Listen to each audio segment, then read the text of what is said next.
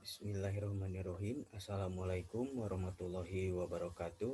Alhamdulillahirrahmanirrahim. Kita bertemu lagi dalam pertemuan di kompetensi dasar 3.8, yaitu kita akan membahas mengenai akar-akar nasionalisme Indonesia dan pengaruhnya pada masa kini. Ya, kita akan membahas itu mengenai akar, berarti mengenai seluk-beluk nasionalisme di Indonesia dan pengaruhnya pada masa kini. Nah, kompetensi dasar ini yaitu kalian itu harus bisa menganalisis akar-akar nasionalisme Indonesia dan pengaruhnya pada masa kini. Kemudian keterampilannya, kompetensi dasar psikomotornya itu menyajikan hasil telaah tentang akar-akar nasionalisme Indonesia dan pengaruhnya bagi masa kini dalam bentuk tulisan dan atau media lain. Bisa esai, bisa video, nanti akan ditugaskan. Oke, tujuan pembelajaran pada pertemuan kali ini yaitu setelah kegiatan pembelajaran yang pertama ini, diharapkan kalian mampu menguraikan akar-akar nasionalisme Indonesia dan menunjukkan hasil telaah akar-akar nasionalisme Indonesia dengan benar. Nah, ini peta konsepnya yang kalian bisa pelajari, yaitu yang pertama nasionalisme di Indonesia, di mana nasionalisme di Indonesia akarnya itu melalui dari dalam Indonesia itu sendiri dan dari luar, pengaruh-pengaruh luar. Kemudian perkembangannya nanti itu nasionalisme di Indonesia itu pada masa penjajahan, bagaimana jiwa zamannya ini pasti berbeda-beda, zeitgeistnya ya. Masa penjajahannya nasionalismenya apa yang dikembangkan, kemudian masa awal kemerdekaan nasionalisme yang dilakukannya apa, kemudian masa Orde Lama, masa Orde Baru, masa Reformasi, dan masa pasca Reformasi, yaitu sampai pada saat ini. Oke. Nasionalisme, apa sih nasionalisme? Ya. Apa sih nasionalisme? Nah, definisi nasionalisme kita ambil dari Kamus Besar Bahasa Indonesia, yaitu yang namanya isme itu suatu paham ya. Isme paham. Kemudian nasional dari nation, ya, di mana nation tersebut adalah negara yang secara etimologi ya dari kata nasional, nation, dan isme, yaitu paham kebangsaan yang mengandung makna kesadaran dan semangat cinta tanah air, memiliki kebanggaan sebagai bangsa atau memelihara kehormatan bangsa, memiliki rasa solidaritas ya, solidaritas setanah air, persatuan dan kesatuan. Perasaan sangat mendalam akan suatu ikatan yang erat dengan tanah tumpah darahnya, dengan tradisi-tradisi setempat dan penguasa resmi dengan kekuatan yang berbeda sepanjang sejarahnya. Nah, di sini berarti ada rasa sadar, semangat, cinta tanah air. Seperti itu. Dimana kita kalau ada rongrongan dari luar, maka kita akan bangkit untuk supaya tidak masuk rongrongan tersebut. Nah, itu adalah salah satu perilaku pengembangan dalam nasionalisme. Tuh, salah satunya mungkin di kita adalah ya belajar sejarah ini. Belajar sejarah ini adalah bagian dari kesadaran kita paham tentang perjalanan bagaimana sampai sekarang, bagaimana sekarang itu tidak ada perang, tidak ada konflik-konflik. Nah, itu adalah kita cinta terhadap tanah air. Oke. Faktor dalam. Nah, yang tadi faktor dalam nasionalisme Indonesia. Jadi faktor dari dalam maksudnya itu yang pertama adanya kesamaan nasib akibat imperialisme dan kolonialisme. Kemarin sudah dibahas mengenai imperialisme dan kolonialisme. Jadi imperialisme itu negara yang lain ingin menguasai atau mempengaruhi kepada negara lain. Jadi di bawah kendali negara tersebut. Kalau kolonialisme itu negaranya itu ingin menguasai suatu negara secara langsung atau berkoloni di di negara tersebut, berkoloni atau secara fisiknya dia di negara tersebut. Kemudian yang kedua, kenangan kejayaan masa lalu. Nah, di mana masa lalu itu Indonesia itu pada saat itu Nusantara itu bersatu baik pada masa Sriwijaya, pada masa Singosari, pada masa Majapahit. Nah, itu mengapa mereka tahu ada kejayaan? Ya, mereka belajar sejarah di mana Sriwijaya pernah menguasai Jawa, Sumatera itu ya, Sriwijaya. Kemudian Majapahit apalagi sampai ke Kalimantan atau yang Malaysia, Sabah itu masuk ke Majapahit. Itu jadi menginginkan masa lalu terulang kembali semacam itu. Pasti yang kalau jaya-jaya ya kita ingin kembali lagi. Kemudian yang ketiga munculnya kaum terpelajar. Nah, ini yang paling pokok ya, kaum terpelajar. Jadi kaum terpelajar itu adalah kaum yang perubah sosial, agent of change atau kontrol sosial ya.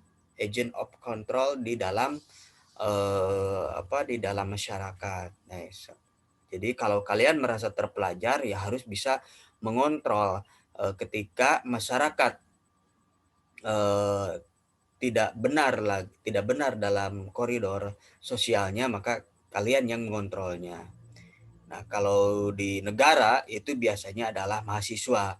Nah, mahasiswa itu kan sering berdemo, itu adalah bagian dari perilakunya untuk pengontrolan sosial atau perubahan sosial, agent of change atau control of sosial. Nah, itu salah satu dari kaum terpelajar itu akibat dari yang kemarin politik etis mereka menerima pembelajaran terutama bisa membaca. Nah, dari membaca itu jendela informasi itu luar biasa. Salah satunya ketika ada koran dari Belanda, kemudian mereka baca dan mereka tersadar, oh kita itu ternyata dijajah. Nah, makanya kalau ya kita harus sering-sering membaca. Tapi membacanya ya membaca buku ya menggugah inspirasi atau keilmuan. Kemudian yang keempat, kemajuan dalam bidang politik, sosial ekonomi dan kebudayaan. Ya, terutama dalam politik itu kaum-kaum terpelajar itu sudah paham dengan politik di Eropa sana yang memunculkan nasionalisme terutama setelah adanya revolusi Prancis yang awalnya monarki kemudian digulingkan dan muncul republik sehingga memunculkan yang namanya liberté ya, kebebasan, kemudian persamaan dan persaudaraan, egalite ya, fraternité semacam gitu. Nah, kemudian sosial ekonomi ya, dari sosial itu masyarakat Indonesia itu sudah mulai memahami tentang nasionalisme dari segi ekonomi juga karena ada ketertekanan dari bangsa Eropa yang imperialis kolonialis, maka kaum terpelajar paham bahwa ekonominya itu banyak diambil oleh orang Eropa. Dan kebudayaan. Nah, budaya di sini terutama dalam hal pendidikan. Dalam hal pendidikan, kemudian mereka muncul membuat sastra yang kemarin ya sudah kita bahas. Sehingga dari sastra tersebut nanti akan memunculkan rasa nasionalisme. Nah, kalian juga mungkin kondisi misalkan negara saat ini kemudian diarahkan dengan rasa cinta terhadap tanah air, mungkin kalian bisa mengkritisi melalui sastra dan semacam itu ya. Nah, kemudian faktor dari luar, yaitu faktor dari luar munculnya nasionalisme di Indonesia. Yang pertama, kemenangan Jepang terhadap Rusia. Nah, ini kebanyakannya adalah inspirasi dari luar negeri. Kemudian yang kedua, pergerakan kebangsaan India. Yang ketiga, gerakan kebangsaan Filipina. Kemudian gerakan nasionalis rakyat Cina, pergerakan Turki Muda, dan pergerakan nasionalisme Mesir. Oke, kita bahas satu persatu. Nah, salah satunya adalah kemenangan Jepang terhadap Rusia, di mana Jepang setelah modernisasi Jepang, ya, restorasi Meiji, itu telah membawa banyak perubahan terhadap perkembangan negeri. Ya, jadi kalian itu jangan alergi dengan yang namanya perubahan, karena setiap perubahan itu akan menimbulkan perkembangan. Nah, kemudian di dunia oke, Bapak balik lagi ya, perubahan itu akan mengalami perkembangan. Salah satunya kita dalam daring semacam ini adalah suatu perubahan akibat COVID-19, maka kita harus ada perubahan dalam mencari ilmu. Tapi tetap dalam pencarian ilmu tersebut ya harus ada gurunya, karena tanpa guru mungkin tidak akan bisa saja terkena hoax dan sebagainya. Oke. Negeri dan bangsa Jepang di dunia internasional pada saat itu. Jepang mengalami kemajuan dengan begitu cepat dalam segala bidang kehidupan. Penyerangan Jepang terhadap wilayah Manchuria, Cina, ya. Jadi Jepang menyerang Manchuria, membuat Jepang berhadapan dengan Rusia. Karena Manchuria itu dekat dengan Rusia. Dan ternyata kemenangannya membawa dampak begitu besar terhadap bangsa-bangsa Asia. Jadi menimbulkan kepedean, ya, percaya diri, terutama Indonesia. Bangsa Asia mulai bangkit menentang penjajahan Barat, begitu pula di Indonesia. Jadi pada tahun 1905 Jepang menyerang Manchuria, di mana di sana ada Rusia, dan Rusia kalah.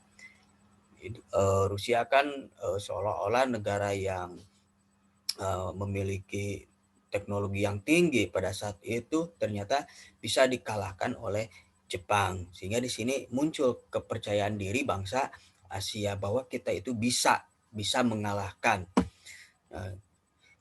Ya, semacam yang sekarang itu kan banyak orang-orang Indonesia itu dalam hal ilmu itu di luar negeri sana itu bisa mengalahkan orang-orang Eropa. Jadi orang Eropa itu tidak mesti number one semacam itu ya. Oke. Bangkitnya nasionalisme di Asia dianggap sebagai reaksi terhadap imperialisme atau nasionalisme. Itu merupakan jawaban bangsa Asia atau Indonesia terhadap tantangan Barat. Bangkitnya nasionalisme di Indonesia tidak dapat dipisahkan dari bangkitnya nasionalisme di Asia juga. Namun timbulnya pergerakan nasionalisme itu tidak hanya disebabkan oleh pengaruh dari luar Indonesia saja, seperti karena pengaruh kemenangan Jepang atas Rusia saja, tetapi juga karena reaksi bangsa Indonesia terhadap kolonial. Nah, jadi kalau kemenangan Jepang itu hanya menginspirasi saja, tetapi reaksi di dalam sendiri juga itu adalah hal yang terbesar. Kemudian pergerakan India. Nah, pergerakan India. Nah, di sini upaya bangsa India dalam menghadapi ini inspirasi dari bangsa India. Upaya bangsa India dalam menghadapi penjajahan Inggris jadi India ini dijajah sama Inggris. Kemudian India mendirikan organisasi kebangsaan yang namanya All India National Congress. Ya. ANC, ANC, All India National Congress. Organisasi ini bertransformasi menjadi organisasi nasionalisme penting di India setelah tahun 1900, di mana terpecah menjadi dua kubu, yaitu kubu militan dan moderat. Ya. Militan moderat.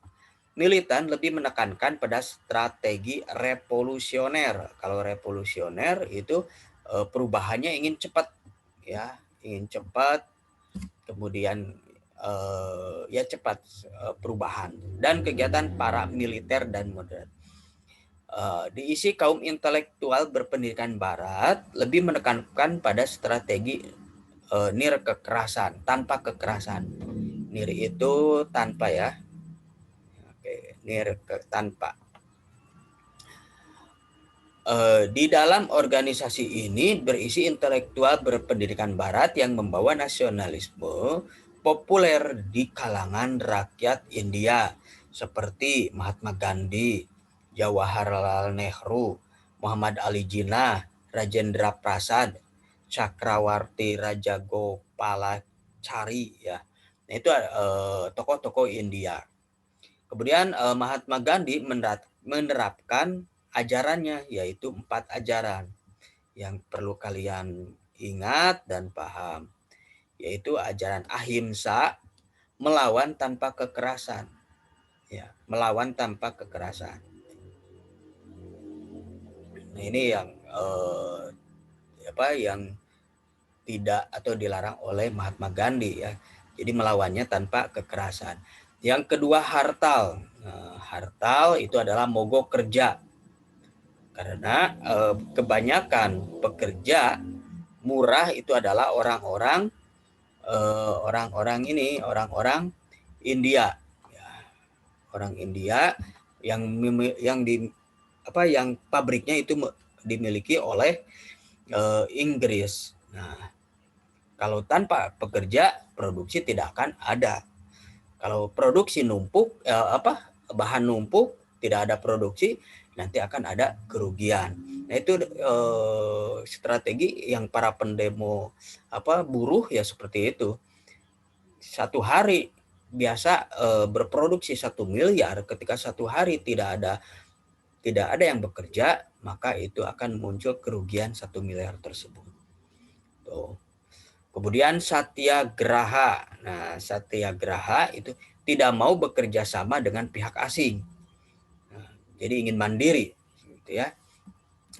Kemudian swadesi. Ya, swadesi itu tidak mau memakai produk luar negeri atau cinta produk dalam negeri. Nah, ini adalah bagian perjuangan Mahatma Gandhi kepada pendukungnya. Itu cukup 4 saja. Yang pertama ahimsa, melawan tanpa kekerasan. Yang kedua hartal, mogok kerja. Yang ketiga satyagraha, tidak mau bekerja dengan pihak asing. Serta swadesi, tidak mau memakai produk luar negeri. Karena ketika produk luar negeri masuk ke negara A, maka kalau tidak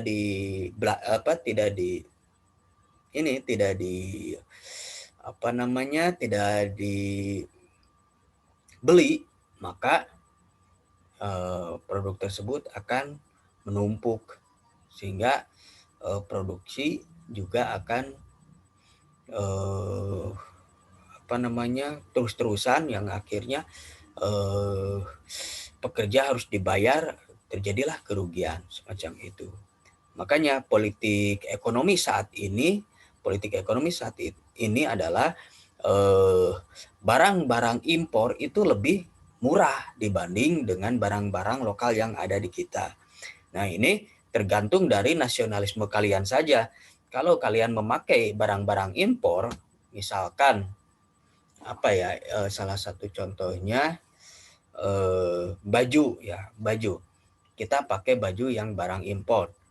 Nah, otomatis barang-barang lokal kita tidak beli, itu akan gulung tikar dan kita akan memakai baju impor tersebut, sehingga baju negara luar tersebut akan terus memproduksi yang akan mengimpor kepada kita, itu sehingga kita akan terus ketergantungan dengan barang tersebut. Itu makanya salah satu perjuangan nasionalisme kita adalah dengan cara ya belanja dengan produk dalam negeri. Yang sekarang kan sendok saja ya, sendok itu dari luar negeri Rp1.000.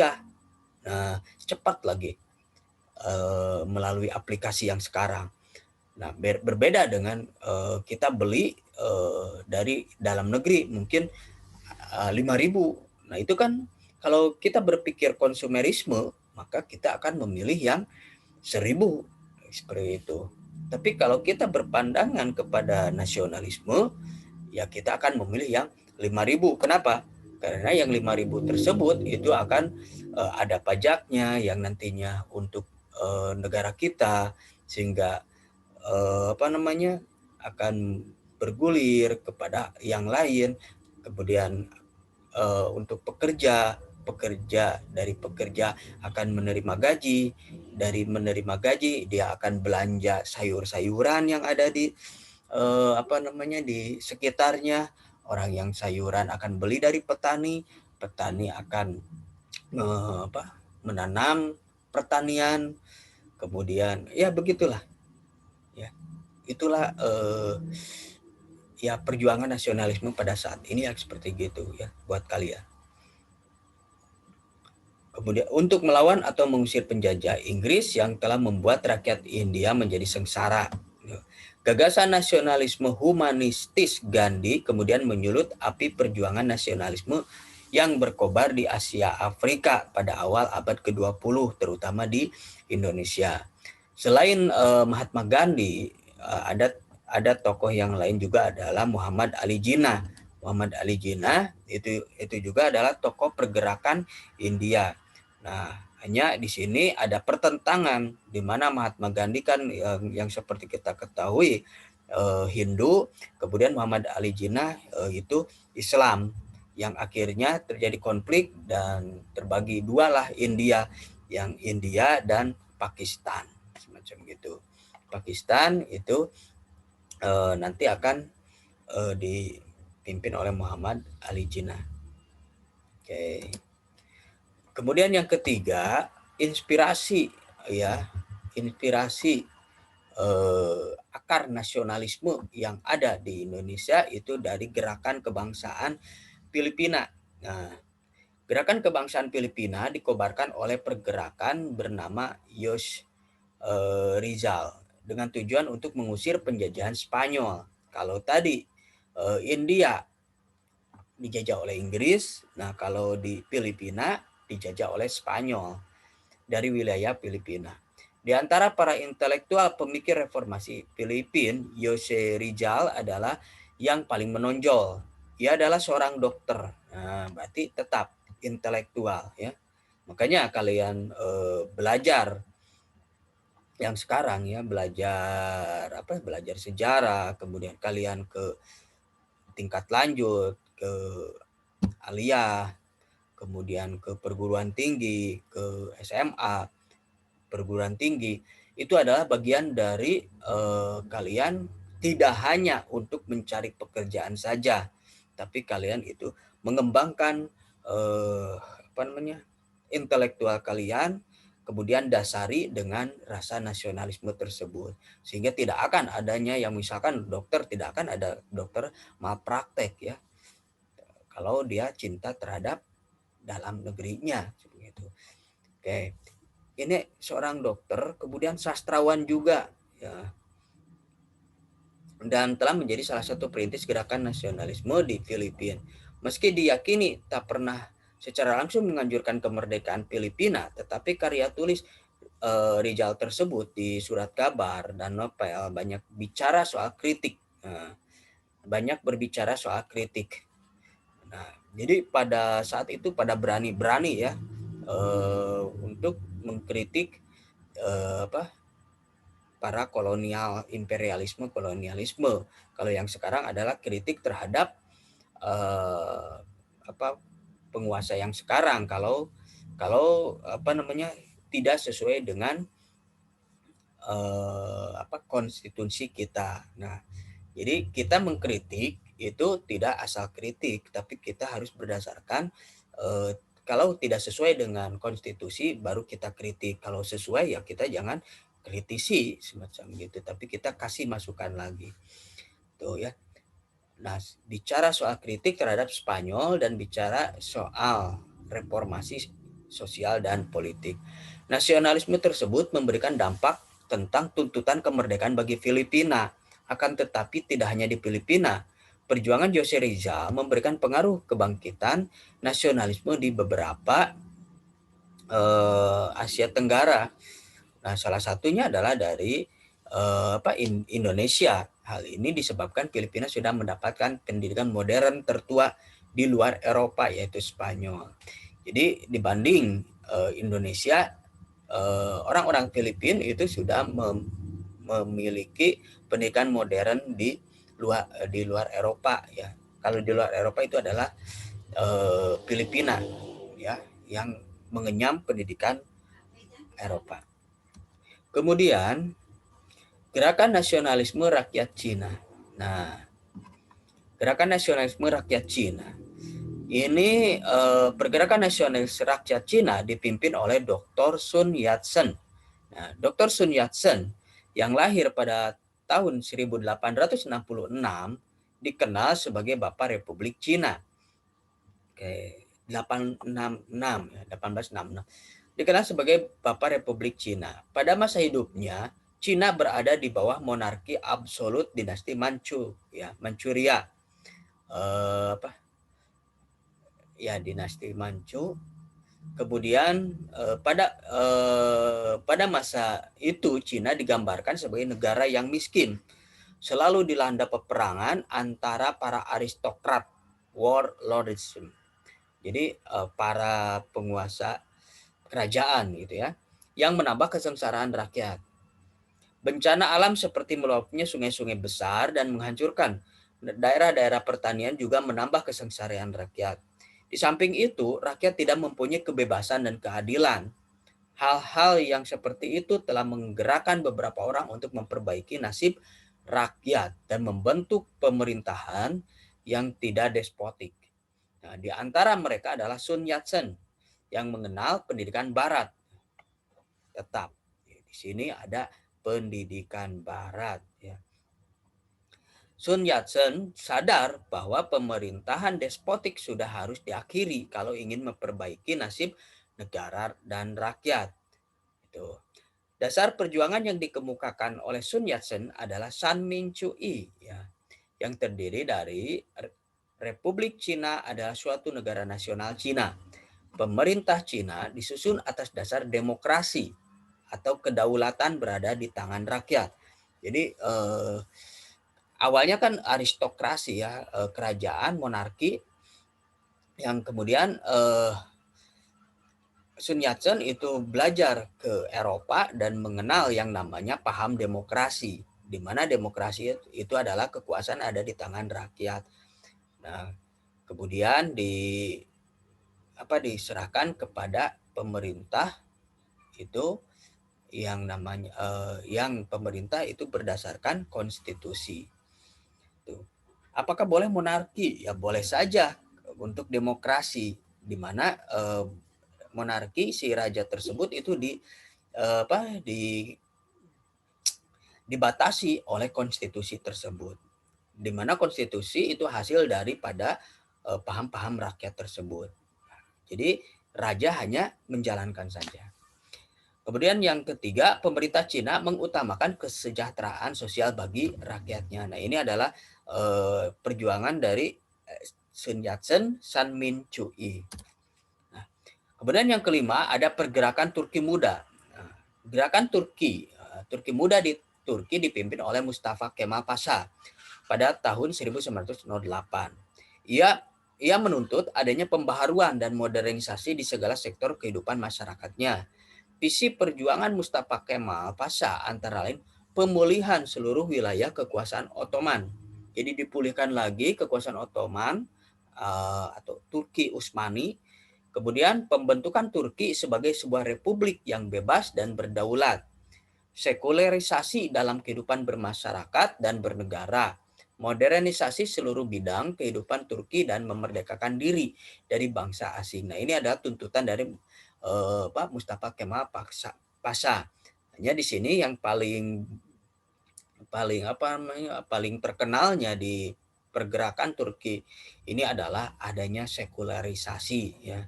Nah, kalau sekularisasi itu tidak sepaham dengan kita ya, tidak sepaham dengan bangsa Indonesia. Tapi bangsa Indonesia itu ngambilnya adalah yang kebebasannya gitu. Kalau sekularisasinya tidak.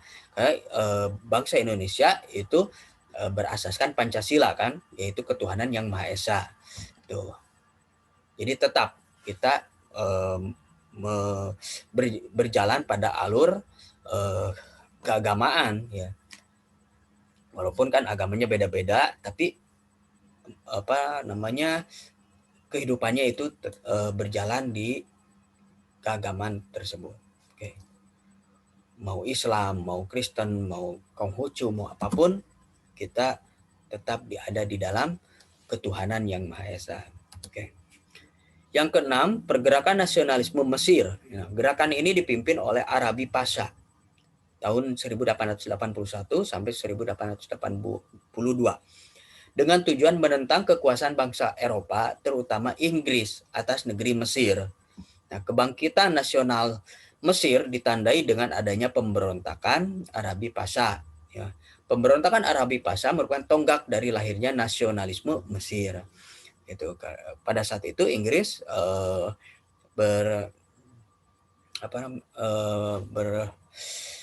berkecimpung dalam pemerintahan Mesir, dan Mesir menginginkan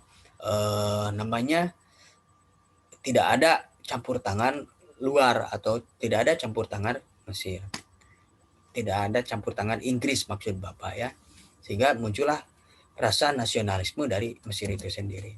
Oke, itu mungkin pertemuan kali ini kita membahas mengenai akar-akar nasionalisme, di mana dari dalam yang tadi ada 4 ya, yang dari dalam itu ada 4, yaitu kejayaan, mengenang kejayaan, kemudian munculnya nasionalisme dari kaum terpelajar, kemudian majunya bidang politik sosial ekonomi, kemudian nasib sama yaitu imperialisme, kolonialisme.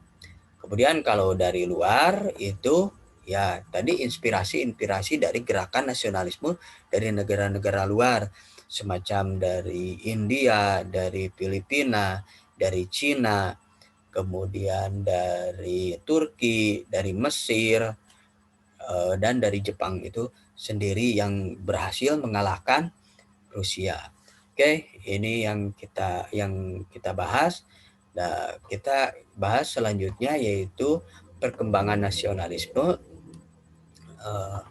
Jadi bagaimana jiwa nasionalisme yang dikembangkan pada masa-masa ini, karena masa-masa ini akan berbeda perkembangan nasionalismenya. Ini nanti akan kita bahas pada pertemuan selanjutnya. Terima kasih dan semoga bermanfaat dalam pembahasan kali ini. Wabillahi taufiq wal hidayah. Wassalamualaikum warahmatullahi wabarakatuh.